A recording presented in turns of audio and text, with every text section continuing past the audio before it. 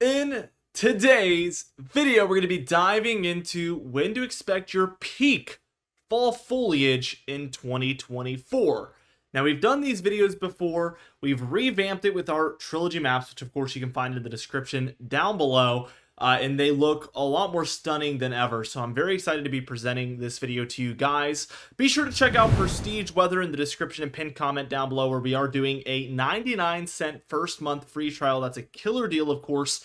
And we're also going to be doing a handful of early access videos over there. This one was one of those. So if you're seeing this, this was available there for days.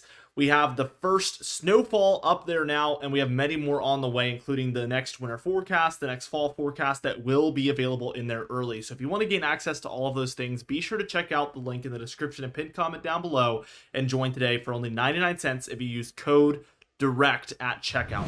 Anyway, let's dive into things, and we're taking a look here at our first layer. We go layer by layer with these, and we kind of just dive into different time frames. But for late September, only about a month from now, these areas across some of the Cascades, we can see some higher elevations in there. The Sierra Nevada, a lot of the Rockies in there, will be in their peak fall foliage already by late September on average. This is all based on annual averages, by the way, of course. We will be diving into our latest fall forecast, which will be updated very soon again, starting in the Prestige Weather community, but eventually making its way to the channel here as well.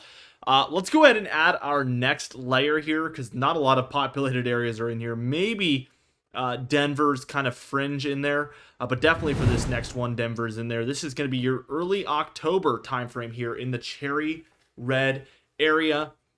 If you're very close to Seattle, if you travel into the mountains there of the Cascades, or even down in Oregon, you will be seeing beautiful peak fall foliage for a lot of these areas.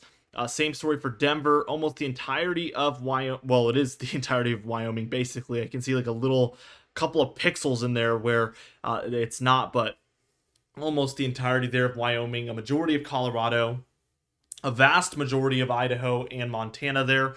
We are seeing our peak fall foliage by early October there. We can see for a lot of northern Minnesota, northern Wisconsin, the Upper Peninsula of Michigan there as well are in this early October time frame. And then also a lot of the mountainous areas in the Northeast, like your Catskills, Adirondacks, Green Mountains, White Mountains there, as well as some mountainous areas in Maine. We're seeing a lot of areas in here seeing early October. So I know New England is a very, very popular destination for these fall foliage, this color. It's definitely going to be a stunning one. And by early October, we already see a lot of those mountainous areas, the most popular regions to visit, seeing their peak fall foliage. So it's going to be much earlier than a lot of us are used to when they're seeing the peak color. Let's move on to our third layer here, and this is going to be your mid-October region here in that orange area. And I love the fall colors that I chose to go with here on these. It just looks like, you know, fall time leaves. It's really, really good. This is a huge upgrade from the fall foliage videos that we used to make, especially using the trilogy maps, of course, which are just so high definition and beautiful here. But not only that, I think that we went a lot more in depth here with the regions. The last one was a lot more just kind of ovals and circles over general areas. We went a lot more in depth here. I probably spent 3 or 4 hours making these graphics, so this was a in-depth one to say the least. But we see a lot of areas across some of the northern plains, upper Midwest included now. Other surrounding areas in the Northwest and Rockies that were excluded on our early October region are now seeing it by mid-October there in those oranges. Again, a lot of your northern Appalachian mountain range is going to be in there, like West Virginia, Virginia, Pennsylvania, the rest of New York, and a lot of New England. We're even getting into some of the hillier areas of central Massachusetts, the Berkshires as well as the Berkshires down in Connecticut. So we're starting to get a majority of New England in here. Let's go ahead and just move on. I want to take us to our next layer, which is going to be the late October region here in the yellows. We're seeing a lot of your central plains now, kind of like the lower Midwest, I would say as well, for Missouri, Illinois, the Ohio Valley, Indiana, lower Michigan, Ohio, Kentucky, Tennessee.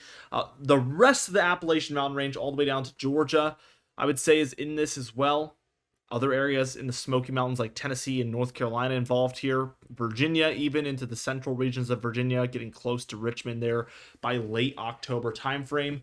Southeast Pennsylvania, so now we're seeing Philadelphia included here. Washington, D.C., it's very close.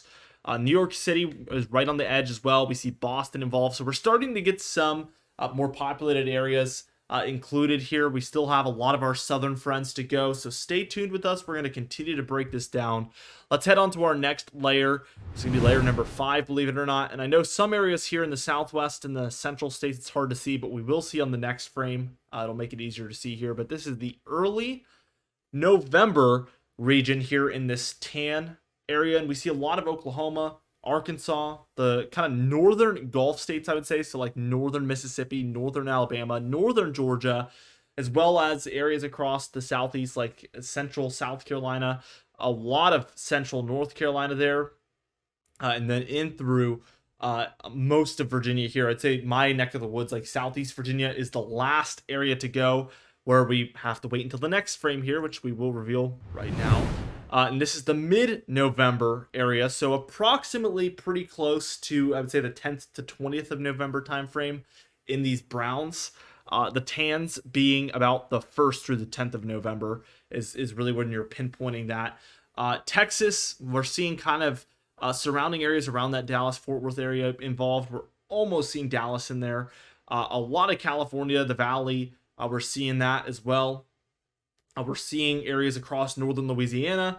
A lot of Arkansas is now involved, especially southeastern Arkansas. We're seeing some of Mississippi, Alabama, Georgia, South Carolina, North Carolina, even the Outer Banks included now. So this is getting all the way to the coast by this point. Keep in mind that the further south you go, the less vibrant these fall colors tend to be. Elevation can play a little bit of a role. And also, if you're inland or by the coast, can play a little bit of a role. But I've heard from a lot of people across the deeper south that they do get a fall time, but it's kind of like the leaves just die and turn brown, and then they kind of fall off over the course of the winter. Kind of not. It's not really a true fall for a lot of areas further south like that.